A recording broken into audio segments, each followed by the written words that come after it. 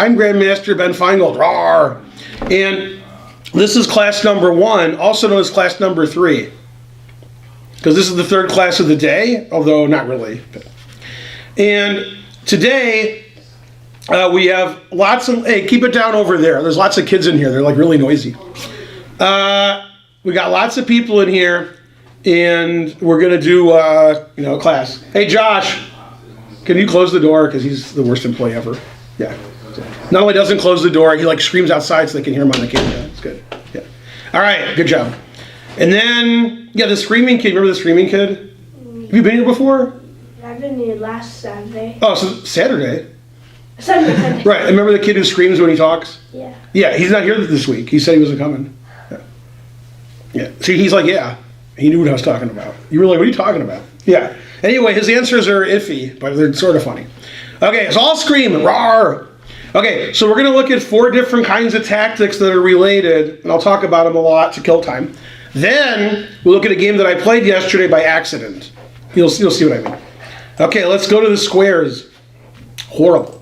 Okay, now this is an opening trap that I've played twice, and I haven't played it in a long time because I never have this opening anymore. Now the reason I thought of it was because of the candidates tournament. And you guys can name all 8 candidate players for $1 million, right? Man, they don't want any money, these guys. Game anybody in the candidates tournament? Caruana. There you go. Okay. So the candidates tournament is 8 players, and whoever wins that tournament plays Carlson in November. And as of yesterday, when all the results were crazy, everybody's in first place now. So Caruana and Karyakin are tied for first with +2. With +1, which is half a point less, is Mamedyarov, Ding Liren, and Alexander Grishuk. So there's 5 people who could get first place. There's 2 rounds left. There's a rest day today, so we can't look at the games because they're not playing. Okay, then in 6th, 7th, and 8th, Kramnik's in 6th, Wesley So's in 7th, and Aronian's in 8th. And they can't win. Even if they win both games, they don't win. Now, if Caruana or Karyakin win both of their last games, which won't happen, although then they win. Then in November, Carlson. And where's that match taking place? The Carlson against the winner. Berlin.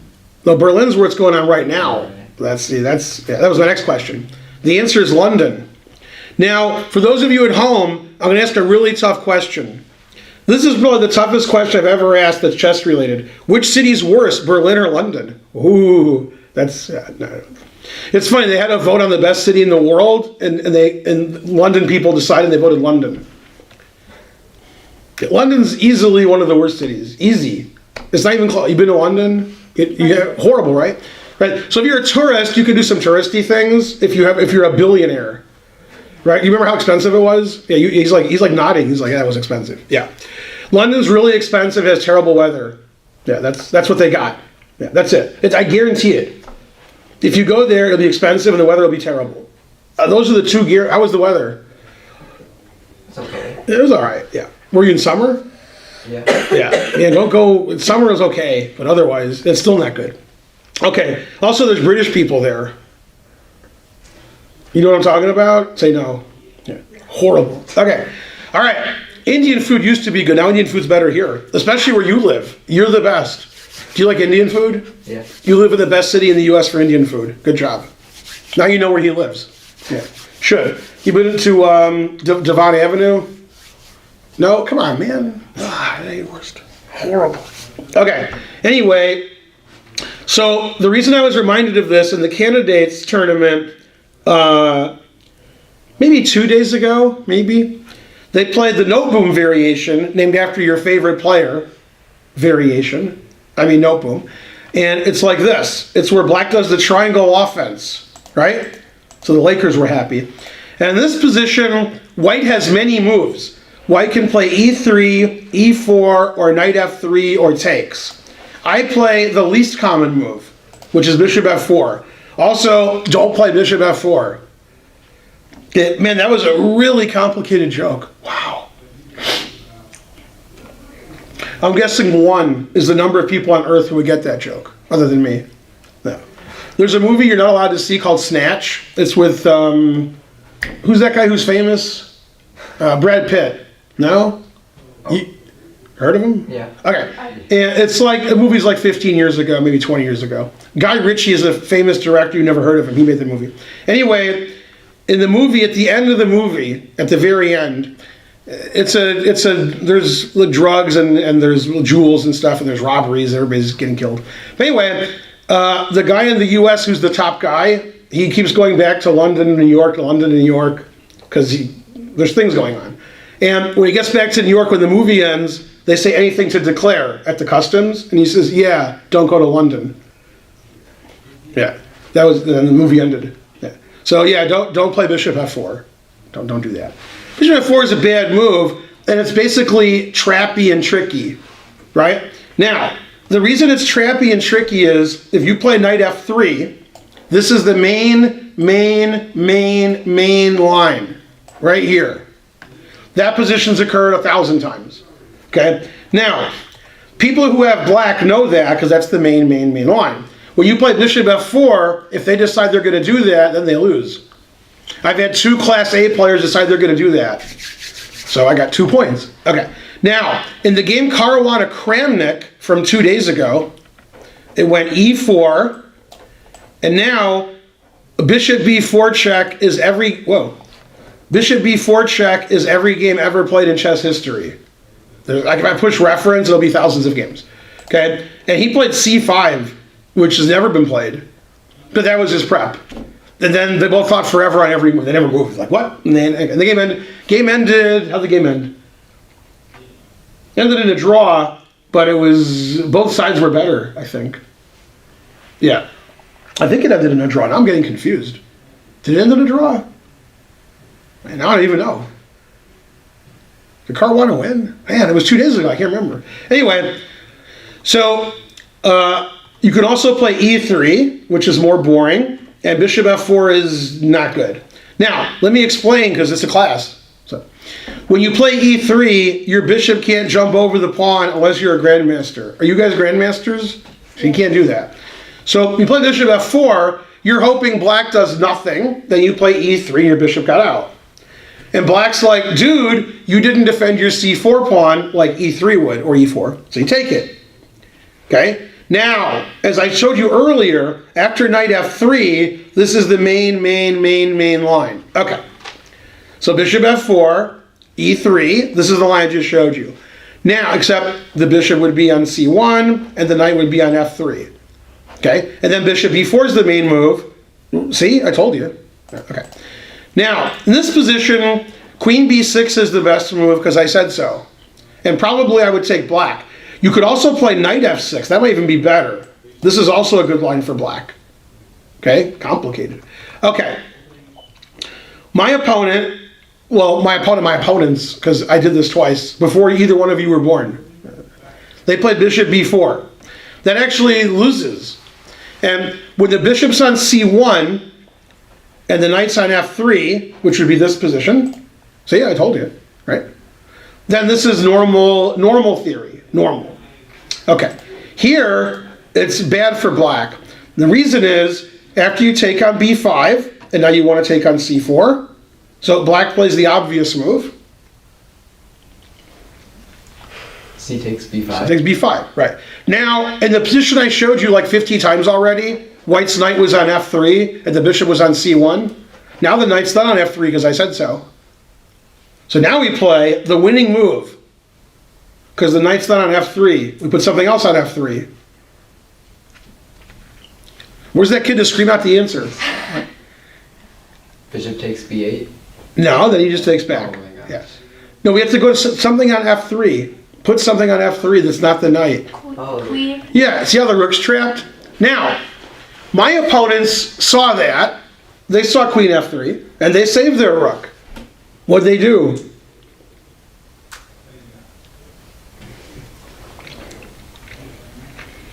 Don't give anything away. Don't give away your knight, don't give away your bishop. Don't give nothing away. Now, there's something neither one of you has heard of. They've heard of it, I'm teasing them. Called a pin. See how this is pinned?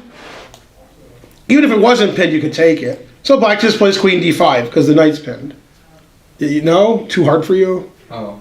Okay, he's like, now it's not too hard for him. Yeah, you understand? Okay, So my opponent played queen d5, and they're like, so what, you play queen f3, what do I care? And I'm like, quiet, we're playing. Now, I do something you guys don't do. That's why I'm higher rated than both of you added up. When I see something in chess, I'm like, oh, that's like this. And then I win. Okay? You could do that in real life. You could be like, I live in a house, and I've been to my house 1,000 times. I go to school, I come home, it's the same house. Right? And you're like, oh, in my house, I want this, and this is where it is. And you go right to it. Now, you could tell your friend, I have a video game in my house. I'm not going to tell you where it is. Go get it. It could be like under your bed. It could be in your closet. It could be in your mom's room. It could be in the bathroom. Like, good luck. And then he can't find it. He looks all over the house and he gets mad. You just go right to it because you've seen it 1,000, you know where it is. Chess is like that. Well, for me it is. Okay. In chess, if I see something 1,000 times, I'm like, oh, there it is. It's just the position's different, but it's the same trick. Now, what do I mean? Thanks for asking. What I mean is, let's look at a game you all know. Okay, the opera game. Yeah. Yeah, you agree? And you're like, what's the opera game? Yeah. Okay, now, you know you played a good chess game when the game has a name. Right? If I go to the internet and type in the opera game, this game comes up. Sort of like if your house has a name, then you know you're rich. You're like, houses have names? Yeah, you're not the wealthiest people in the world. Then yes. Okay, everything has a name. Well, not where you live. Okay, so in the Morphe game with the Count and the Duke, okay, this is a famous game. This is the beginning of the game. I'm not going to show you the whole game, although it's only 10 more moves. In this position, White made the winning move. He claims to know the game, which means he's heard of it, but he has no idea what happened. That's what it means. Okay, when I know the game, I know every move and all the variations. Okay, then I get to teach. What's the winning move for White, which is the move Morphe played? I can give you lots of hints. Yeah, okay. This isn't protected, and this is attacked once and defended once. If only we could attack it again. But you can. No, anybody? Where's that loud kid? No, you got nothing? So attack that pawn that's highlighted, and attack the other pawn that has arrows. Attack them both. Oh. Shoot them both. That's from Raiders of the Lost Ark. B3. Queen b3. That's the winning move. I'm threatening this because I said so, and I'm threatening this. Do you understand? Yeah. Okay, and I know that game unlike you two. I know that game. Man, do I know that game. I could keep showing you the game with millions of variations. Okay, but I'm a nice guy. Okay, not really. Okay, so in this position, that's applicable to this position. Now you see the winning move. It's White's turn. It's the same move. Everything's the same.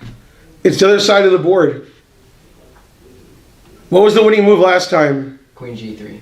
Right, Queen B3, now it's Queen G3. No, same thing. I'm attacking this, and I got double attack on this. I win. Now, one of my opponents, defended their pawn. I don't know, King F8, G6, I don't know. I took that. And the other guy moved his knight, and I took everything. So I beat them both, obviously. They're both rated like 1900. So the game's over now, I'm winning. Okay, now, if you know this, when it happens again in a similar position, you can do it. I mean, you're attacking two things. One thing I teach my students, these pawns that are always there, especially when you start the game. See, I told you. You may not have realized, unless you've watched all of my lectures and memorized them, those pawns are all protected. It's true. And these pawns are protected 4 times each. Okay? However, the other pawns are protected 1 time each. Okay? You see what I'm saying? So, these are protected by bishops. So if you move your bishop somewhere, here, okay, then they're not protected. Often, your opponent moves their bishop. Then those pawns aren't protected. Maybe you could do something about it, like in those examples. Okay, and then you win. Yay, well, you try to win. Okay, now, position 3, which is different. This is something I see every day because I teach kids, and your kids.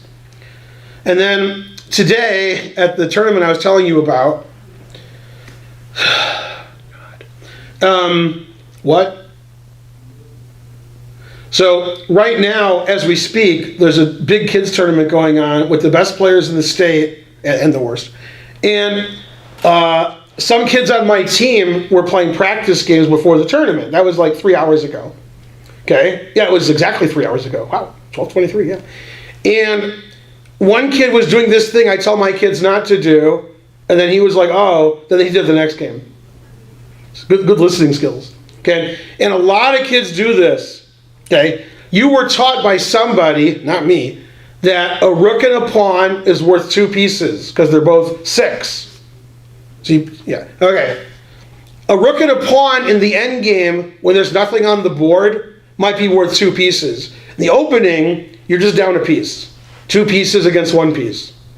So you can't give up your 2 pieces for a rook. Like, don't do that. And every kid I know wants to do it every game. And I'm like, so I beat them. Then I saw a kid doing it, and I'm like, don't do that. They did the next game. So, okay, because that's what they do. Right? Let's say you do something every day. You're like, what, 12? I'm 10. Okay, you're 10. For 10 years you've been doing something. Then I say, don't do that. You're going to do it anyway. Don't care what I say, right? And this happens even when you meet the world's leading authority. Let's say you have a violin teacher and they're the worst. If you do have a violin teacher, they are the worst. Just point that out to you. And then the best violin player who ever lived shows up and says, oh, you're doing that wrong. Do it this way. And you're like, well, my violin teacher for 3 years said that's wrong. Okay, so that's what you learned. That's you don't care what the guy who's better than him says, right? You're like, oh, I don't know. You're not my teacher. Leave me alone. Okay, so this is what happens in life. You do everything wrong your whole life. Somebody tells you it's wrong, and then you're like, nah, I'm still doing that. Okay, that's the way your whole life is. Okay, or you could learn and get better, but people don't want to do that. So this is wrong when you do it, and I can prove it's wrong. You're still gonna do it. Doesn't matter. And every kid does it. They go knight g5 because they want to take this. They get really excited. The guy castles, and they take it anyway. And you get this position. And according to what you learned, it's about equal material-wise. A rook and a pawn for 2 pieces. Okay, I'm telling you, if 2 supercomputers are playing, black will win. And if I turn on the engine right now, it's going to say black is winning. And you guys are still going to do it. I can't stop you.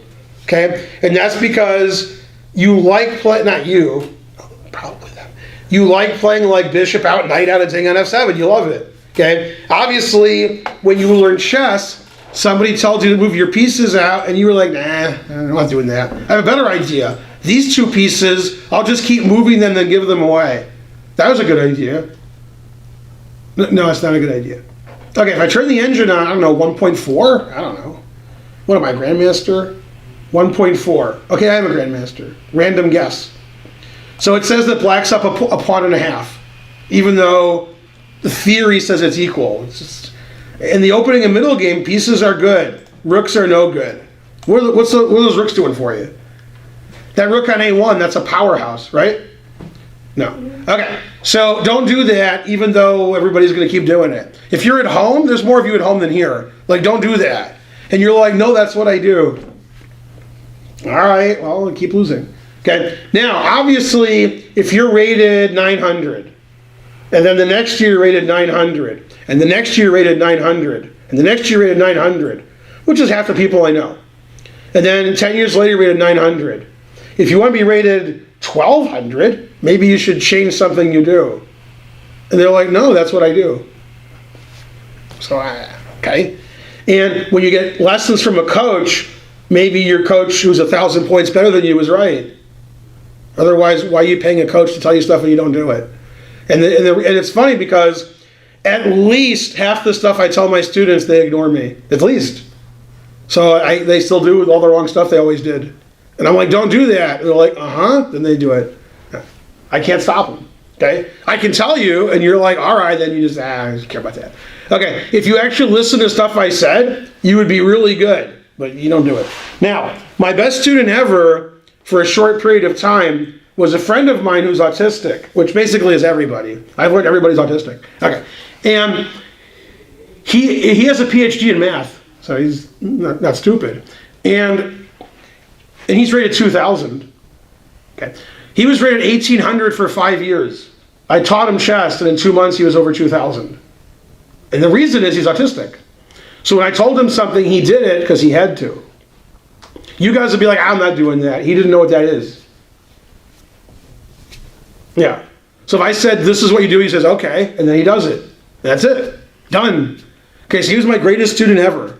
He doesn't play chess anymore. He plays online. Yeah. But he's very good at everything because he does the things that are right, and then he doesn't not do them. So you guys know what's right, then you don't do it. I'm not just talking about chess. You're like, well, I should clean my room and do my homework, but SpongeBob is on, then Rick and Morty. Okay, you're like, well, okay. And I'm like, is that right to do that? And you're like, maybe not, but I like that. Now, he would be like, I have to do my homework and clean my room, like, because he has to. I'm like, don't you like those shows? Yeah, but I'm not supposed to do that. So he would, you see what I'm saying? So when something's right, he does it. He can't not do it. He doesn't know what that means. Okay? And there's a funny, I don't know if it was Family Guy or Simpsons, probably both, when one of the parents did something insane, because Homer and Peter aren't very bright, and the wife is like, you don't have to do that just because someone told you to. And he says, what do you mean? Okay, I think it was Homer. Anyway, it sounds like something Homer would do. The point is, you don't have to do what you do. Whatever you do in chess, you don't have to do it. You could do something better, right? For example, you had a coach, he told you to play an opening you don't like.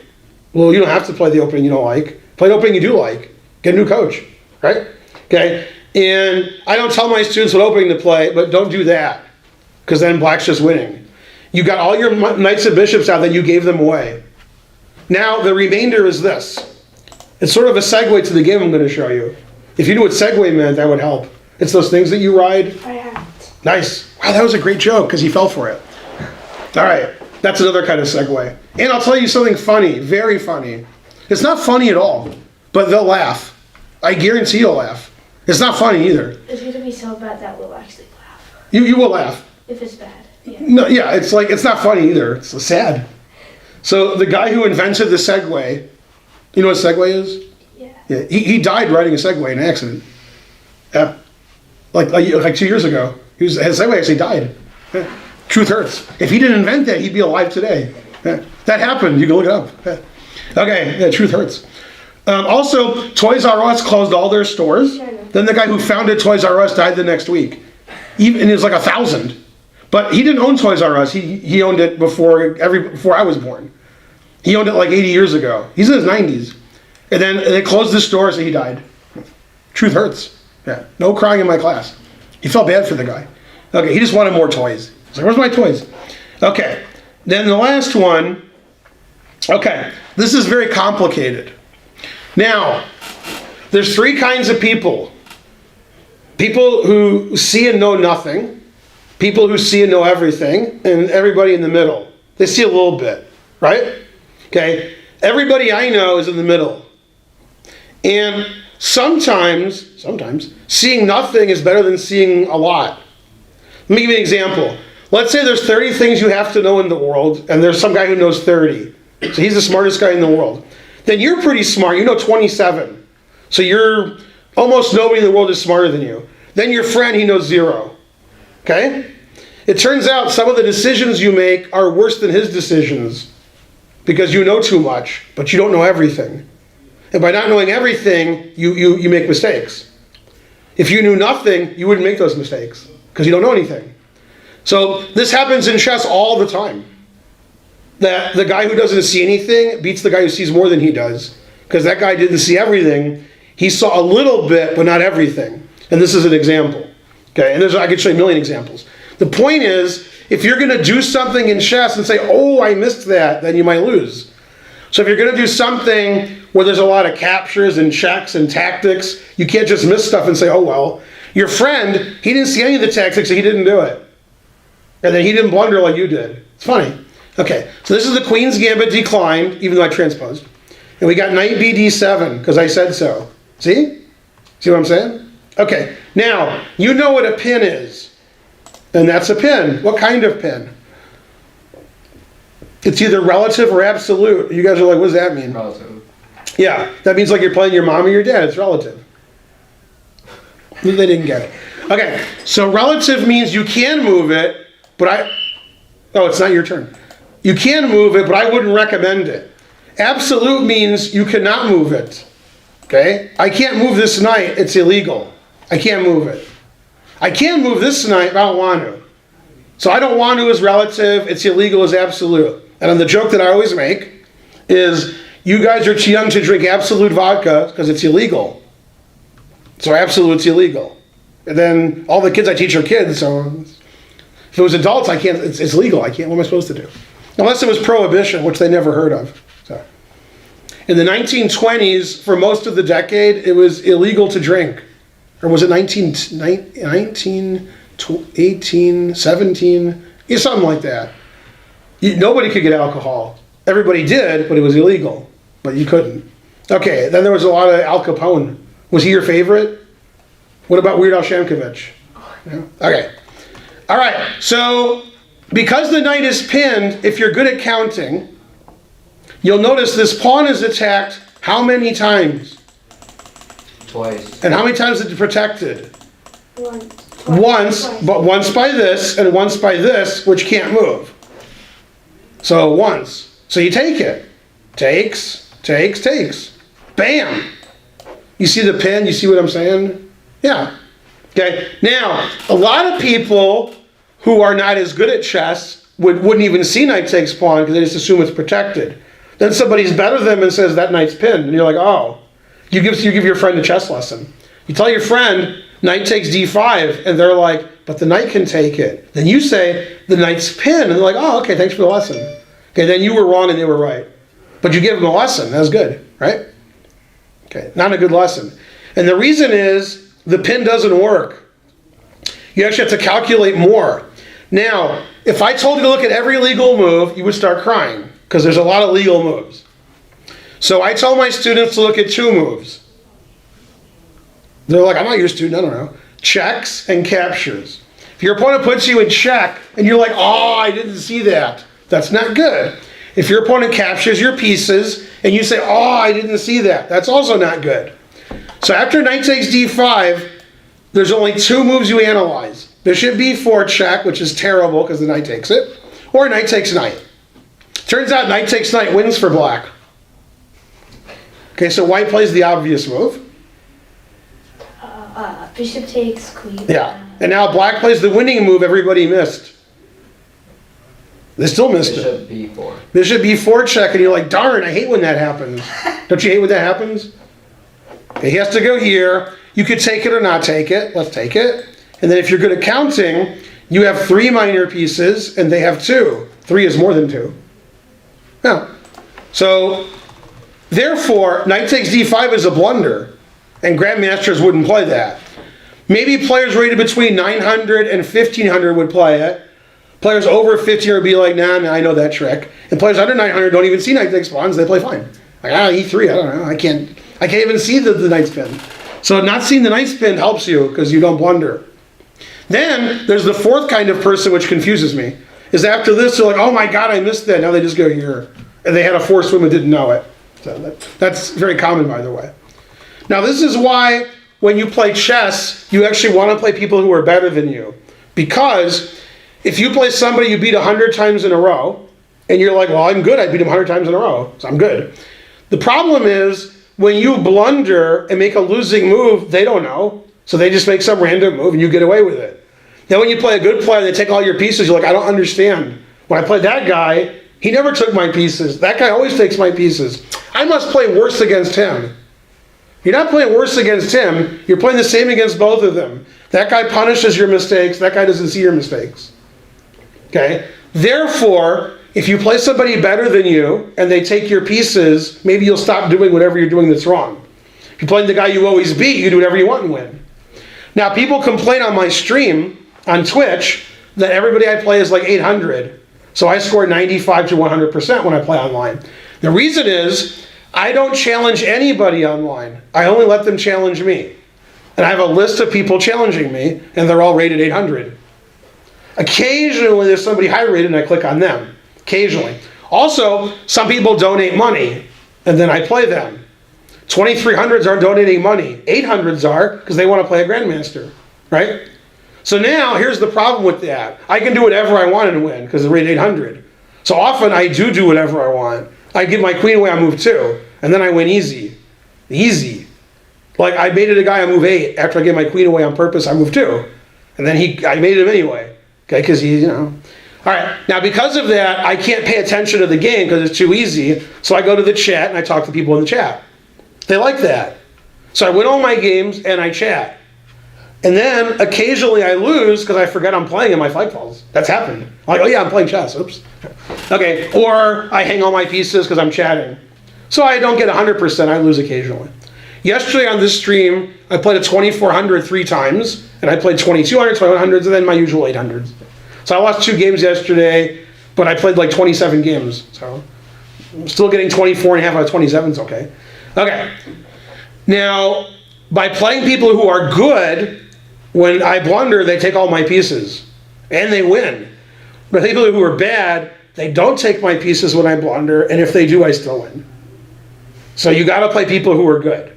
This will confuse you. Let me explain why. Let's say you have a friend and you beat them every game. You probably have a friend like that you would beat every game if you wanted, right? And then you take Kramnik and Carlsen and Nakamura, and they play each other and they score 50%. Well, you do better than that. You win every game and they get only 50%. You must be better than them. So you can always lose if you want. You can always win if you want.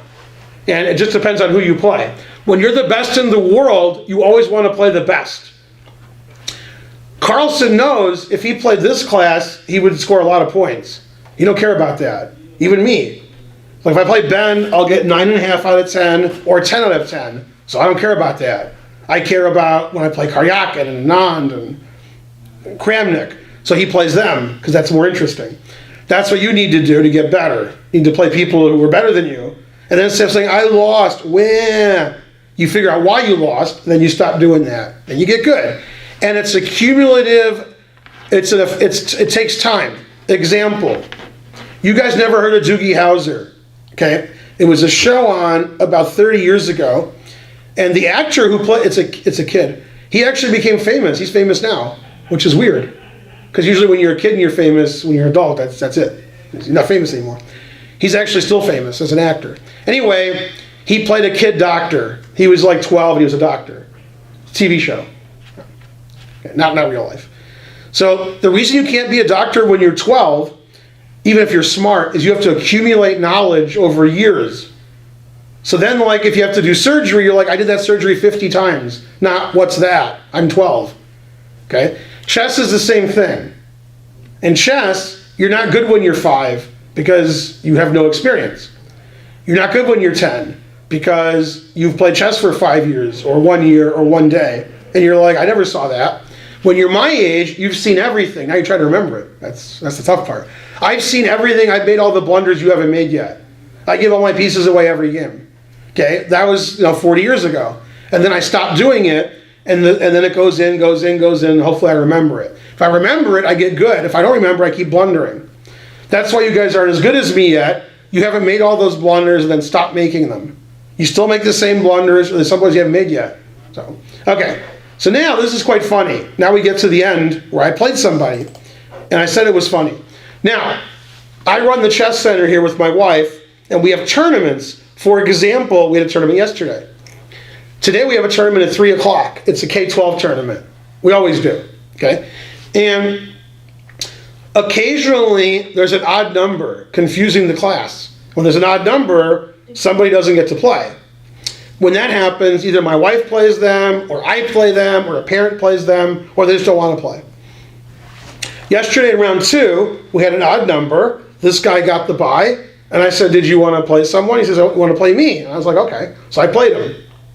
It was rated. I gained 0 rating points because I won. Okay, he's rated 1,500 and I'm not. Okay, I played D4. I'm the best. Now, there's a funny opening he likes to play, which you guys have never seen. He plays C5 and then he plays F5. He always does that. It's funny. But don't do that. Remember I said don't play Bishop F4? When I don't do that.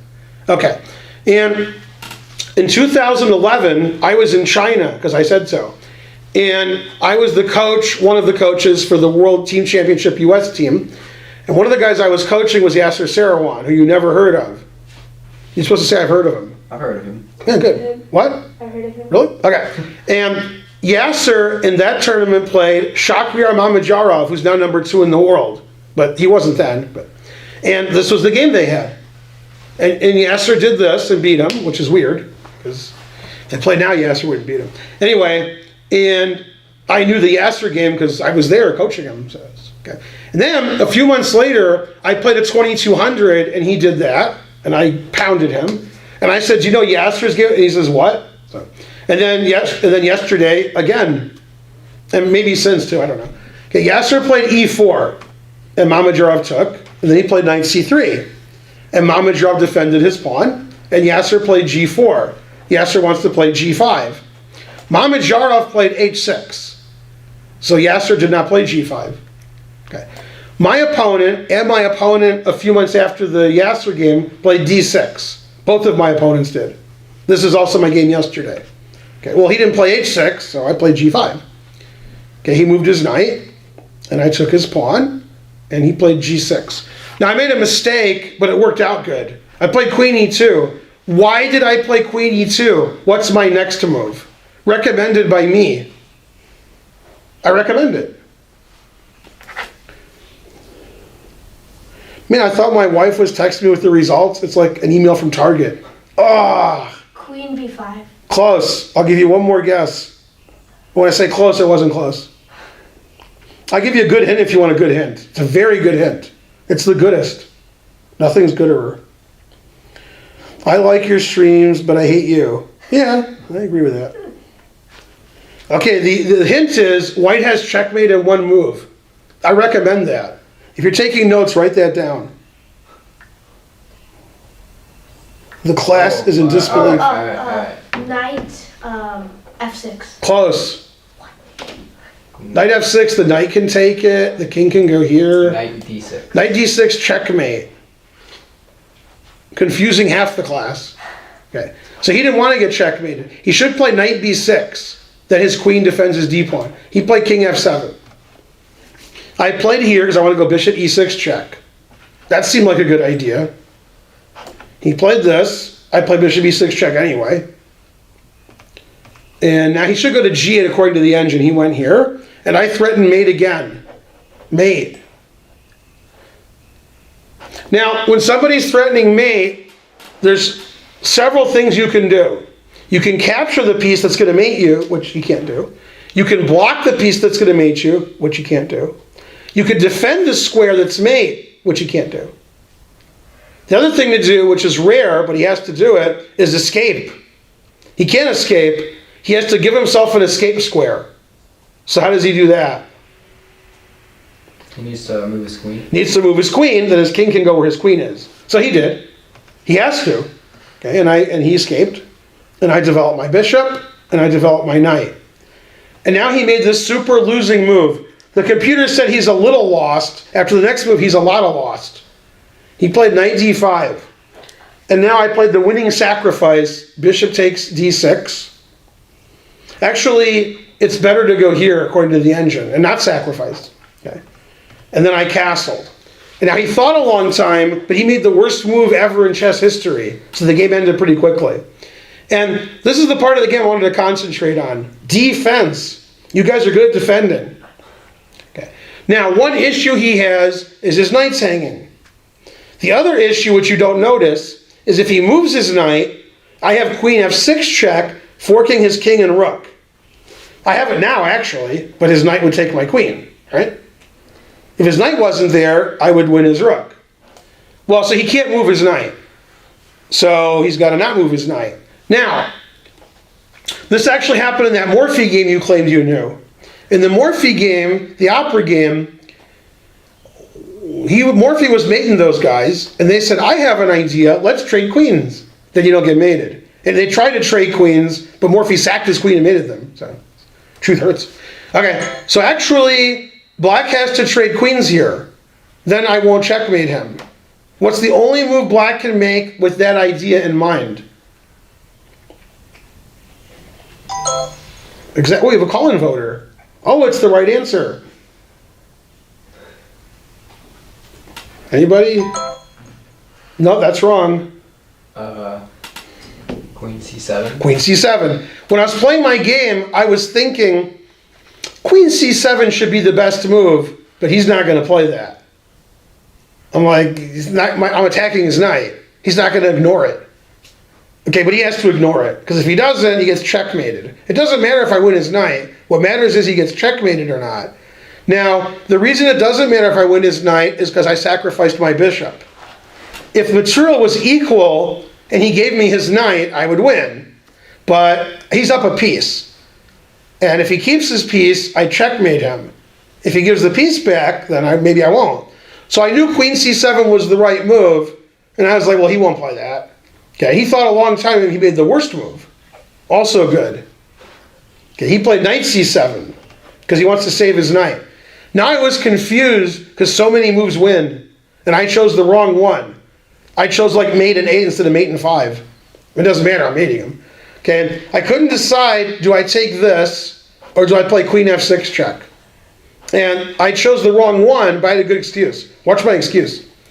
After this check, I thought he would play bishop here, and I missed the right move here. I looked only at queen takes rook check, and then he blocks with his knight. This is all I looked at. And I was like, well, this is winning, but what I did is more winning, which is all true, except queen takes rook check isn't the right move. What's the best move here for white? Leading to very quick checkmate, and wins all of his pieces, and checkmates him. Man, good move. I just didn't see it. It's hard not to look at moves that aren't queen takes rook check. Queen takes rook check. Sounds good.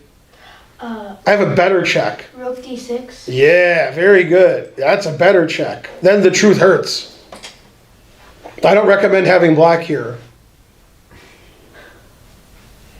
So king E8, queen F7 mate. That means the best was queen D7. I don't recommend that. But that's the only move. So if I had seen rook D6, I would have played queen F6. But I didn't, so I played knight D6. Which, is incredibly winning. I was just like, what's more winning? Okay, now I'm threatening knight takes B7, double checkmate. The truth hurts. Are you guys confused? Because I'm right. See how my rook is attacking his king and my knight? Yeah. Okay, he can't take my knight because I go here. And then he cries. Right? Okay. So he played the only move I looked at, which is queen takes E6. Okay, now every knight move is check. What a discovery. You see what I'm saying? The discovered check. See my rook? Okay. So they all win. I played the right one, knight B5 check. The reason that's the right one is it's check, obviously. But queen takes is the threat. Rawr. Okay. Now he has many, many, many legal moves. I'm guessing if you both guess, you'll be wrong. I'm just guessing. How many legal moves does black have? There's no way you guys can be right. It's too hard. I'm going to count them twice. 4.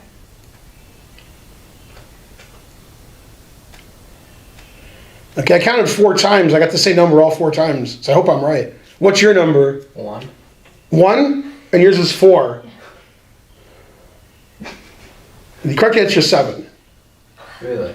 Yeah, I guarantee it because I counted 4 times. Although I could be wrong. Okay, so that's legal, right? Right? Oh. Yeah. Okay. And that's legal. That's legal. That's legal. That's legal. And that's legal. And that's legal. That's the only ones I saw. There could be more, but that's all I saw. Okay, so king here, I go mate. So that's not good, right? Queen here, I go mate. So that's not good. Okay, and so forth. Okay, so he played the move that makes sense, knight d4. I don't think any other move makes any sense. You guys have an opinion? I think he doesn't play knight d4. I take all his pieces and mate him and take his queen and so forth. No, nothing? You have another move you like? You make any other move, I take all your pieces and your queen. So I don't think any of them was good. Okay, so knight d4, I took his knight with check, and then I played rook e1. Now, this is a good time to resign because a lot of his pieces are set up for the next game. His king, his rooks, his bishop, right? It'd be easy to set back up. Okay. Now, if he takes one of my knights, doesn't matter which one, instead of taking his queen with check, I have checkmate, confusing the class. You like that checkmate? Yeah. Or if he takes the other knight, c'est la même chose, mate. Okay. If he takes my rook, then that's better for white. Yeah? Yeah. Okay. So he played the only move that makes any sense. Now, obviously, resigning makes a lot of sense. He played knight e2 check. And I took it. And then he realized, if he takes my rook, then I have mate in 1. If he doesn't take my rook, it's even worse. It's worse than mate in 1. You see what I'm saying? Not good if he doesn't take my rook. If he just takes my rook, also not good. Yeah, not good. Now, there's a movie you never heard of called Sophie's Choice. Even me telling you the plot of the movie will make your parents mad. I talked about it. That's how mean it is. It won Academy Award for Best Movie, Best Act, Best Everything. Okay? But the key scene in the movie, which we talk about later in life it's called Sophie's Choice, is it's the Nazis, your favorite people. And the Nazi tells the mom, I'm going to kill one of your kids. Which one? You pick. And her name is Sophie, so it's Sophie's Choice. And she says, like, no. He says, if you don't pick, I'm going to kill them both. So you see what I'm saying? Right. That's what this is. You can take my rook, or you cannot take my rook. Good luck. Right? You get mated in 1 or worse. You see what I'm saying? Mm-hmm. Yeah. So he resigned. That was the best choice. Yeah? Yeah. Yeah. Also, they made fun of it on Family Guy. They were like, what would you do in that situation? And Peter said, well, you shoot the ugly one. Family Guy? No, nothing. Never heard of it? I have. What? I have. Yeah, that's your favorite show? I don't even watch it. Exactly. Yeah, you learn about Sophie's Choice? Yeah. Okay, good job. So, sometimes in chess there's no good choice. Like, he should play better earlier. Now, in chess, you were taught to castle and get your pieces out. No? Yeah. Okay, did I do that? Yeah. What about him? No. So why is that? Doesn't he know that? Say yeah. Yeah. And he still doesn't do it. He still moves his king around, moves his queen a lot. He never moved these. Never. And what's funny about that is, it's actually funny. He played, I didn't do it, he did. In this position, he played g6. Why do you think he played that? What was his reasoning? What was his next move? Move the bishop. Yeah, bishop g7, right? That's the next move. And then did he? Nah. You know what his next move was? He moved his king. Yeah, harsh. Rawr. Yeah, he moved his king a lot. He showed me. And it ends up where it started. Okay, if you break all the rules you were taught to play in the center, castle, get your pieces out, you're like, nah, I'm not going to do it this game. Then you lose. And when you watch the grandmasters play, they play each other, usually they castle and get all the pieces out. And actually, I've done this before as an experiment. And usually it works. If it doesn't work, I look really dumb. When it works, I'm a genius. Okay? We'll do it because it's funny. Nobody's ever done this. I made it up. You can tell your friends. Okay? I left ChessBase. Oh, I didn't leave ChessBase. Okay, one of my databases is Mega Database that has more games than atoms in the universe. It has about 7 million games in this database. So what I do is I move the cursor like this, and then I just click on a game. Okay, these guys are terrible. Okay, but what's this other guy's rating? All right, that's close enough. Okay, fine. 23 and 2200. It's low for, usually it's Grandman, but okay, fine. Okay, I don't know who those guys are. I've never seen this game. I don't know nothing about this guy. I just randomly clicked. And I say, these guys are masters, so they get their pieces out in Castle, and you guys don't. I just clicked on a random game. Right then when they don't, it's funny. But usually it's like I move 10, they've done everything you're supposed to do. Usually. Okay.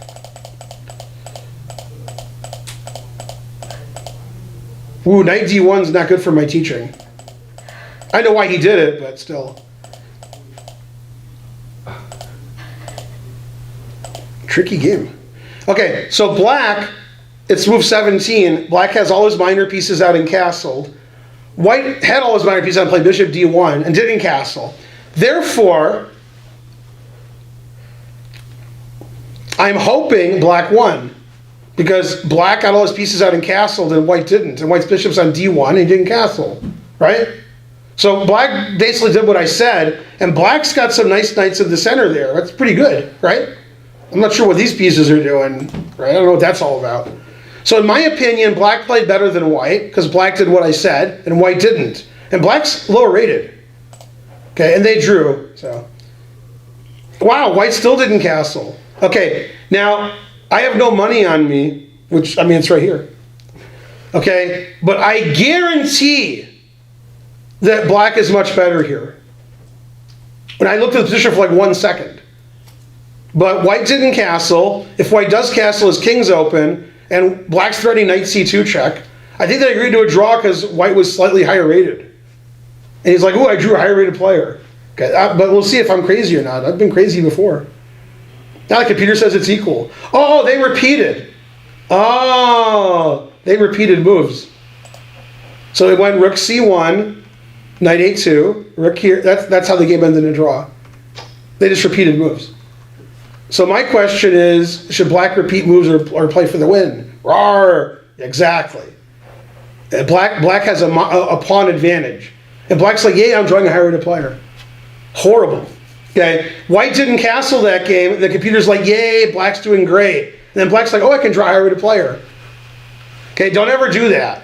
That's the most important thing you learn in my class. Don't offer draws. Don't take draws. Beat people. Okay, drawing nothing.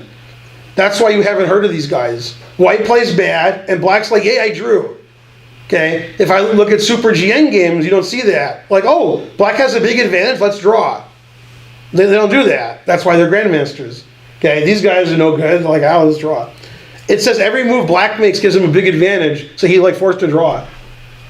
Okay, and I know black's better, because look at this king here. Look at this rook here. Boo! If he does castle, his king's still open because he pushed all his pawns.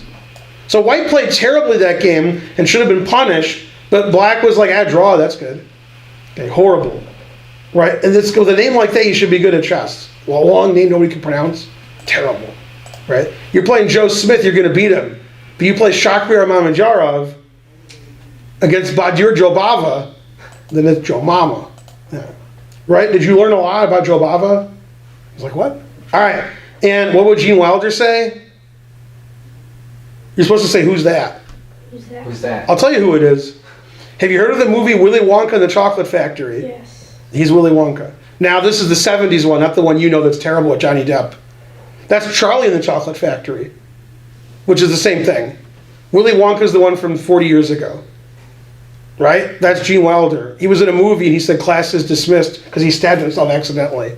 So he said he dismissed class. Right? I was like, well, class is over. I stabbed myself. Yeah. You learned a lot this class. Yeah. You learned who Willy Wonka was. He died last year, so, the actor. Yeah.